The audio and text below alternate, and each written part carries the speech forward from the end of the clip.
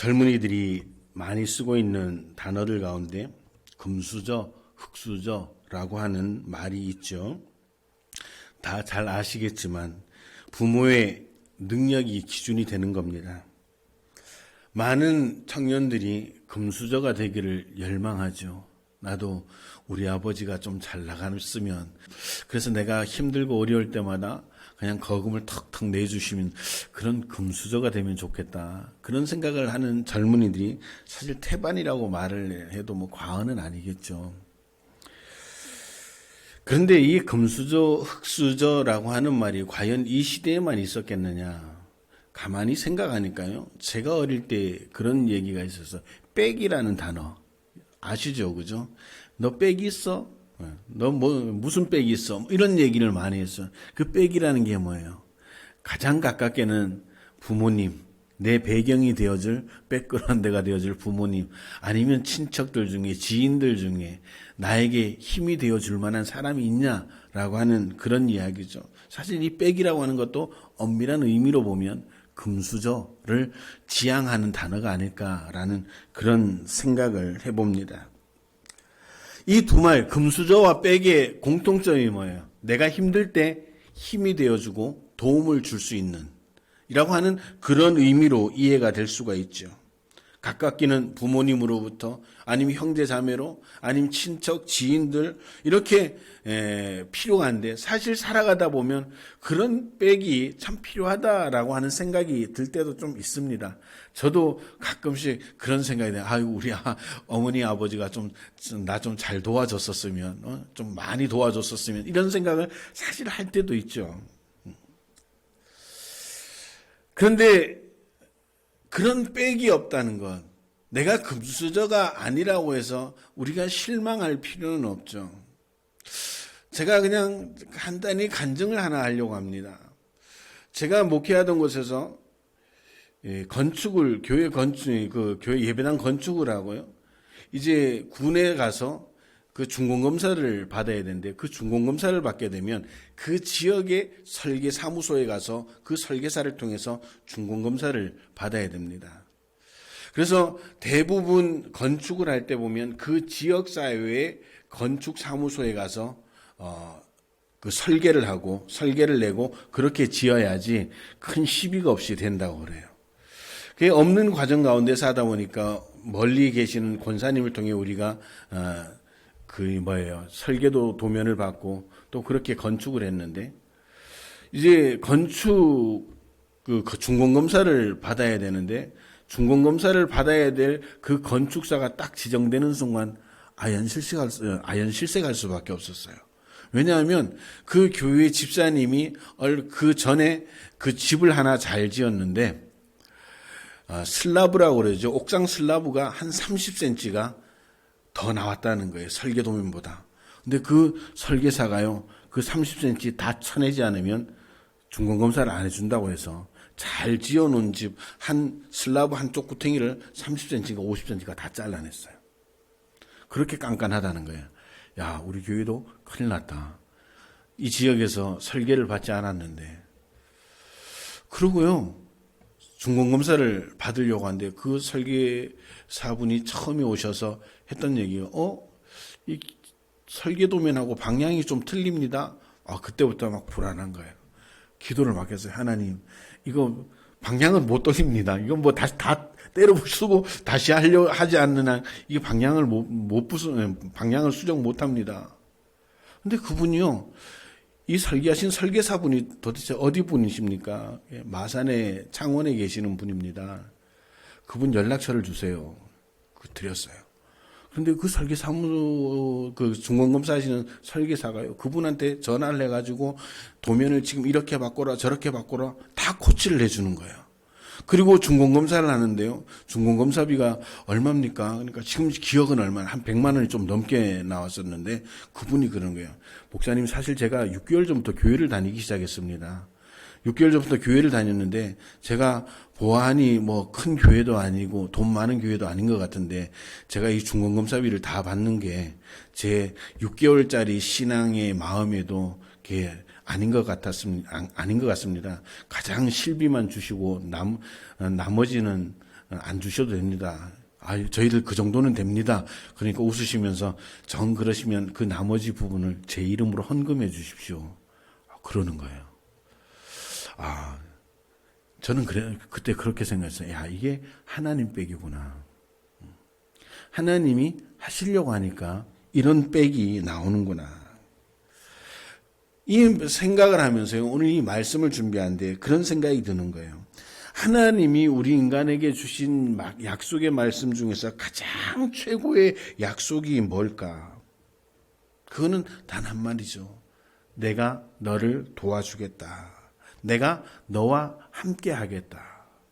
이 정도 되면 감격해서 막 아멘 소리도 나와야 되는데 아멘들 안 하시네. 늘 그런 삶을 사셔서 그런 거예요.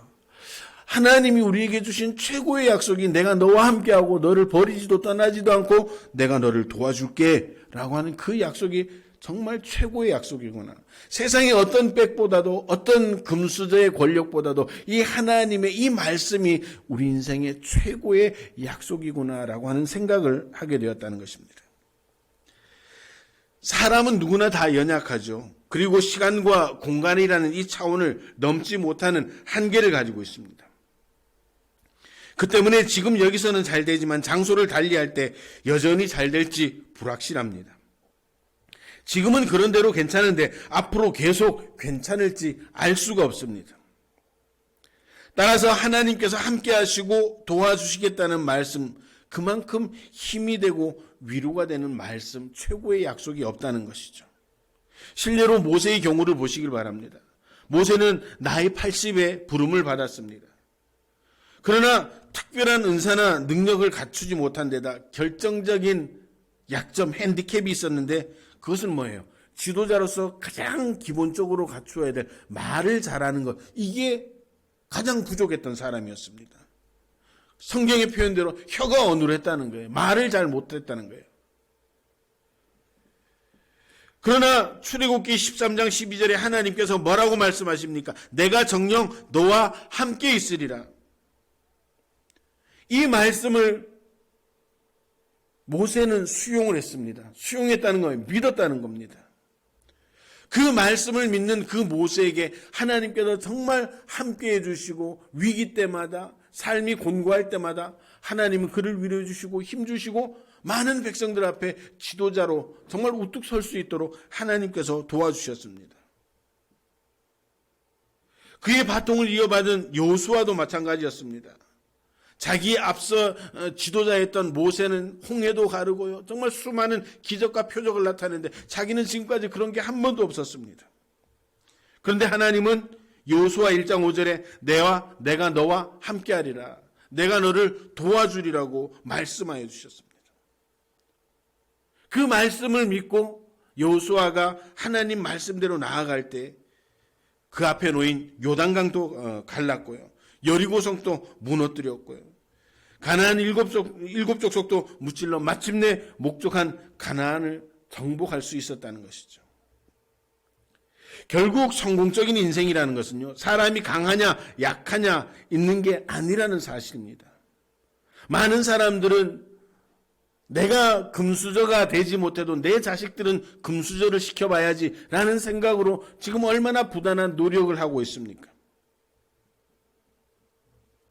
그런데 성공적인 인생은 인간의 능력이나 지식이나 힘에 좌우되는 것이 아니라고 성경은 이야기를 하고 있는 겁니다. 정말 성공하는 인생은 뭐냐? 하나님이 그 인생과 함께 하느냐, 함께 하지 않느냐, 거기에 인생의 갈림길이 있다는 것입니다. 또 성공이라는 궁극적인 목표를 어디에 두느냐에 따라 인생이 바뀔 수도 있습니다. 어떤 이들은 물질이 목적이 돼서 물질을 많이 모으려고 합니다. 그리고 원하는 물질을 많이 모아서 나는 성공했다라고 자부합니다. 어떤 이들은 많이 배우는 것으로 성공의 여부를 가리려고 합니다. 오늘 저와 여러분들은요, 왜 살아야 하는지에 대해서 한번 깊이 생각해 볼 수 있어야 됩니다. 왜 삽니까? 여러분들 지금 왜 이렇게 열심히 살아갑니까? 성경은 우리에게 단 한마디로 말합니다. 구원받은 인생, 천국 가는 인생이 되라고 그렇게 말씀하고 있습니다. 이 땅에서 천국의 삶을 연습하고 육신의 종말이 이를 때 기쁨으로 담대함으로 주님 앞에 나가고 그리고 천국에 들어가는 삶을 살라고 성경은 우리에게 가르치고 있습니다. 오늘 우리는 그것 때문에 살아가야 되는 겁니다. 그러면 천국 가기 위해서 우리가 어떻게 살아야 되냐? 여러분들 어린이 찬양에도 있죠. 돈으로도 못 가요 하나님 나라, 힘으로도 못 가요 하나님 나라. 우리가 지금 세상에서 최고의 가치로 여기고 있는 그런 권력들, 물질들, 그런 사회 환경들 아무것도 아니라고 성경은 말하고 있는 겁니다. 물론 그렇다고 그게 필요 없다라고 성경은 이야기를 하지 않습니다. 우리에게 필요한 것을 하나님께서 아신다라고 말씀하고 있습니다. 그래서 이 땅에 살아가면서요, 주님과 동행하는 삶이 그렇게 중요한 겁니다. 주님과 동행하면서 천국을 준비하는 삶, 주님과 동행하면서 이 땅에서 천국을 누리는 삶. 그래서 우리가 천국에 들어가는 날 아무런 거리낌 없이, 어색함 없이 우리가 자연스럽게 하나님 나라로 들어갈 수가 있다는 것입니다. 오늘 본문에도 바빌론의 포로가 되어서 끌려간 이스라엘 자손들에게 예언자를 통해서 들려주신 말씀이죠. 내가 너를 강하게 하겠다. 내가 너를 도와주겠다. 여러분들, 오늘 이 말씀이 이 시대를 살아가는 저와 여러분들에게 동일하게 주어진 말씀이라는 사실을 믿으시기를 바랍니다. 오늘 이 어려운 시대를 살아가고 있는 저와 여러분들에게도 하나님은 여전히 말씀하시는 거예요. 내가 너와 함께 하겠다. 내가 너를 도와주겠다. 오늘 이 하나님의 말씀, 본문 말씀을 통해서 두 가지 최고의 약속이 압축되어집니다. 첫 번째는 뭐라고 말씀하십니까? 두려워 말라, 놀라지 말라, 내가 너를 도와주겠다. 당시 이스라엘은 바벨론이라는 강대한 나라에 점령되는 그런 경험을 통해서요, 전쟁에 대한 트라우마가 있었습니다. 그리고 포로에 대한 트라우마도 있었습니다. 그런 온갖 불안과 공포에 사로잡혀 살아가는 그런 민족이었습니다. 여러분들, 전쟁뿐만 아니라 여러 가지 사회 변동에 따른 공포와 불안감이 그 이스라엘 백성들을 계속 따라다녔습니다. 계속 밀려오는 낯선 경험들, 해결하기 힘들었던 그런 배고픔들, 죽음에 대한 공포 등 그들은 늘 버려진 고아와 같은 그런 불안감에 휩싸여서 살아가고 있었습니다. 그런데 바로 그때 오랫동안 침묵하셨던 하나님이 이사야 선지자를 통해 말씀하시는 거예요. 두려워 말라, 놀라지 말라, 내가 너를 도와주리라.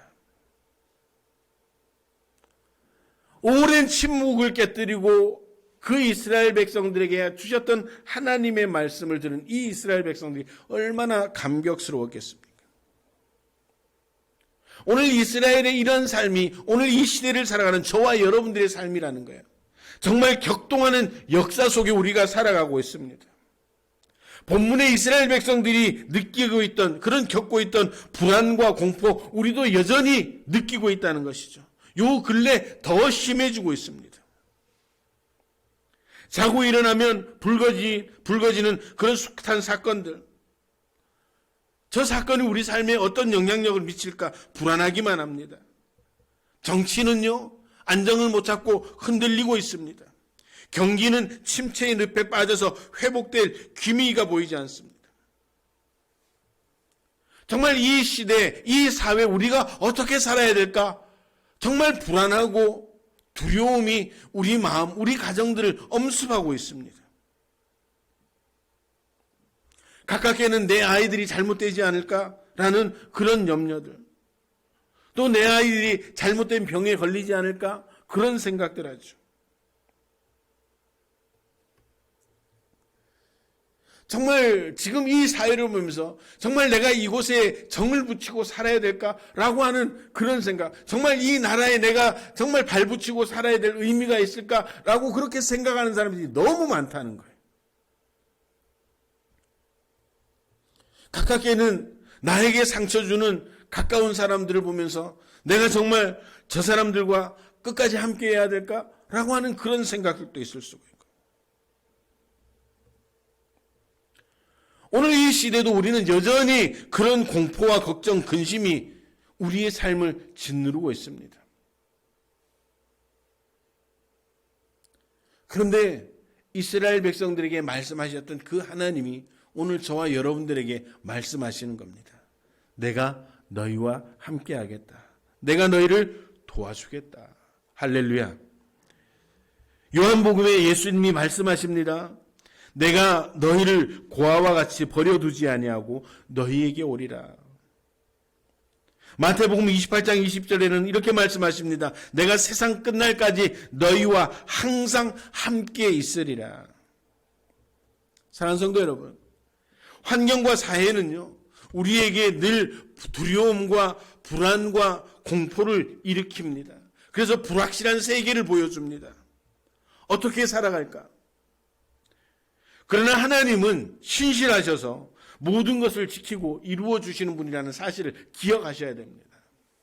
오늘 이 불안정한 시대에 하나님을 믿는 믿음마저 없다면 우리는 이 세상의 파도에 휩쓸리고 결국 그렇게 휩쓸리다가 인생을 마칠 수밖에 없는 그런 불쌍한 사람들이라는 사실을 우리는 아셔야 되는 겁니다. 주님께서 너희와 함께 하시겠다고 하는 이 약속의 말씀을 이 시간 여러분들 마음 깊이 새기시기를 바랍니다. 오늘 이 마음이, 이 믿음이 우리에게 있다면요, 우리의 삶의 현장은 그래도 사라질만 합니다. 오늘 우리의 삶을 통해서 다른 이웃들에게, 가족들에게 우리의 믿음의 가치들을 증명하면서, 야, 이 어려운 시대에 저렇게 담담하게 살아낼 수 있는 힘이 어디 있을까? 우리는 그것을 증명해야 되는 거예요. 그 힘이 어디서 옵니까? 하나님이 우리와 함께 하신다는 겁니다. 할렐루야. 오늘 저와 여러분들이 정말 이 어려운 시대에서도 그런 담담한, 평안한 그런 삶을 살아낼 수 있는 믿음의 성도들 되시기를 주님의 이름으로 축원합니다. 하나님의 이 첫 번째 약속의 말씀이 우리 마음속 깊이 새겨져 믿음이 되어서 그 믿음이 우리의 삶을 당당하고 담담하고 그리고 평안하게 살아낼 수 있는 힘의 동력이 되시기를 주님의 이름으로 축원합니다. 두 번째는요, 버리지 아니하며 풍성하게 해주시겠다고 약속하십니다. 본문 18절 19절에 보니까 내가 안경을 잠깐 쓰겠습니다. 18절 19절에 보면요, 뭐라고 말씀하십니까 하면 내가 헐벗은 상에 강을 내며 골짜기 가운데 샘이 나게 하며 광야에 못이 되게 하며 마른 땅이 샘의 근원이 되게 할 것이며 내가 광야에 백향목과 시띠나무와 화석류와 들감람나무를 심고 사막에는 잣나무와 소나무와 광양목을 함께 두르겠다. 그렇게 말씀하고 있습니다. 이 모든 것들은요, 인간의 판단으로, 인간의 능력으로는 불가능하다고 여겨졌을 겁니다. 여러분들, 사실 이스라엘 땅 국토의 80%가 사막이라고 해도 다를 바가 없습니다. 비가 우기에만 잠깐 오면요, 그 우기에 막 금방 비가 내리면 강이 되다가도 비 그치고 30분 지나면 그 물이 다 없어집니다. 그런데 그런 땅을 하나님께서 변화시켜 주시겠다라고 그렇게 말씀하시는 겁니다. 그런데요, 지금 이스라엘을 가보면요, 이 이사야의 예언이 이루어졌어요. 어떤 분들은 그래요. 야, 그게 사람이 한 거지 하나님이 한 거냐? 이 말은 뭐예요? 하나님의 약속의 말씀을 믿은 사람들의 삶의 결과라는 것이죠. 하나님께서 그 약속의 말씀을 주실 때 그 약속의 말씀을 믿고 최대한의 노력을 한 끝에 이루어낸 거라는 것이죠. 하나님의 말씀이 실현되도록 그 말씀대로 힘쓴 결과라는 겁니다. 할렐루야. 하나님은요, 지금도 우리에게 그런 풍요로운 삶을 약속하십니다.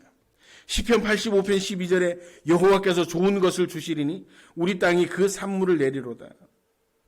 빌립보서 4장 19절에는요, 나의 하나님이 그리스도 예수 안에서 영광 가운데 그 풍성한 대로 너희 모든 쓸 것을 채우시리라고 말씀합니다. 하나님은 우리가 풍성한 삶을 살기를 기대하십니다. 이제 그 말씀을 믿고 사막을 초원으로 변화시켰던 그 이스라엘 백성들처럼 우리가 믿음으로 힘을 결집해서 그 약속이 실현될 수 있도록 우리의 삶을 가다듬을 때 하나님은 그 약속의 말씀을 이루어 주시는 줄로 믿으시길 바랍니다.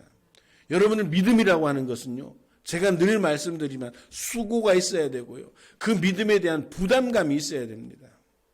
우리는 믿음을 도깨비 방망이쯤 생각하는 것 같아요. 믿음만 있으면 모든 것을 할 수 있다고 생각하고 그냥 금 나와라 뚝딱, 은 나와라 뚝딱 이렇게 믿음을 가볍게 생각하는 경우가 있다는 거예요. 믿음은 삶을 동반해야 된다. 제가 늘 강조하는 말씀이죠. 믿는다면 그렇게 살아야 되는 겁니다. 그렇게 살려면 합당한 노력이 있어야 되는 것이죠. 오늘 하나님은 우리에게 그런 영적인 풍요, 육신의 풍요를 약속해 주셨습니다. 이제 우리는 그 약속의 말씀을 믿고 최선을 다할 때 우리의 삶의 현장 위에, 또 우리의 신앙의 현장 위에, 여러분들의 가정 위에 하나님께서 약속하신 이 풍요로운 삶이 이루어지는 줄로 믿으시기를 바랍니다. 단지 물질의 풍요를 말하는 게 아닙니다. 세상 사람들은 돈을 그렇게 많이 가지고도 두려운 마음을 가지고 살아갑니다. 어저께 오후부터 카카오톡이 안 되는 거 아시죠? 오늘 아침에 식사를 하면서 우리 승아가 그 얘기를 해요. 카카오톡 때문에 손해본 사람 많을 거라고.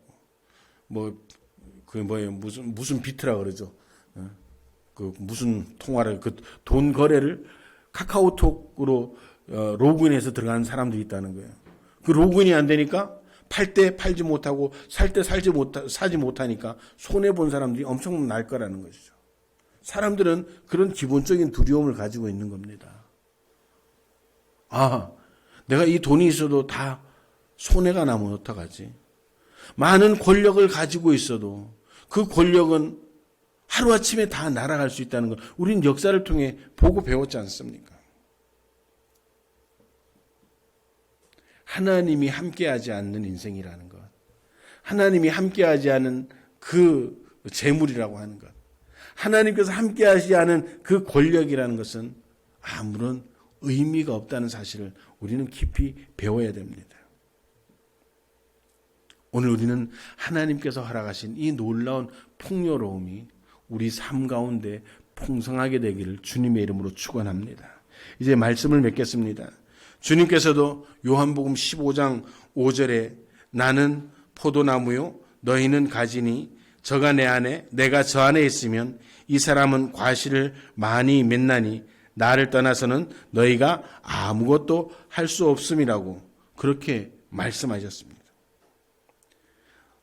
정말 불안하고 어려운 이때 지금 우리가 어디에 있어야 될지 분명하게 주님은 가르쳐주고 있습니다. 무엇을 붙잡고 있어야지 우리 인생이 그렇게 평안한 삶을 살 수 있을 것인가에 대한 분명한 약속을 주고 계시는 겁니다. 하나님은 우리에게 최고의 약속을 주셨습니다. 이제 그 약속을 누릴 수 있는 사람은 믿고 살아가는 성도라는 사실을 기억하시길 바랍니다. 아무리 큰 바람이 불어도 튼튼하게 지어진 집안에 있는 이들은 아무런 걱정 없이 살아갑니다. 오늘 저와 여러분들이 세상의 광풍이 미친 듯이 불어친다 해도 우리가 전능하신 하나님의 손안에만 있다면 우리 인생은 그 광풍과 상관없는 평안한 삶을 살 수 있다는 사실을 믿으시기를 바랍니다. 세상 사람들은 초조하고 불안해할 때 저와 여러분들은 평안한 삶을 누린다면 이것 또한 역시 하나님의 능력을 나타낼 뿐만 아니라 믿지 않는 자들에게 선한 증거가 될 수가 있습니다. 사랑하는 성도 여러분, 이 어려운 시대와 시기에 이런 놀라운 은혜가 저와 여러분들의 가정에, 기업의 생활의 터전 위에 충만하게 되기를 주님의 이름으로 축원합니다. 흔들리지 않는 예수 그리스도의 반석 위에 삶의 터전을 잡고 하나님의 능력의 장중에 붙잡혀 영원한 평안을 누리며 담대한 믿음의 삶을 살아 정말 여러분들의 삶의 현장에 선한 영향력을 끼치고 많은 영혼들에게 정말 예수 그리스도의 위대함, 하나님의 전능하심을 증명할 수 있는 그런 믿음의 성도와 교회가 되어지기를 주님의 이름으로 축원합니다. 기도하시겠습니다.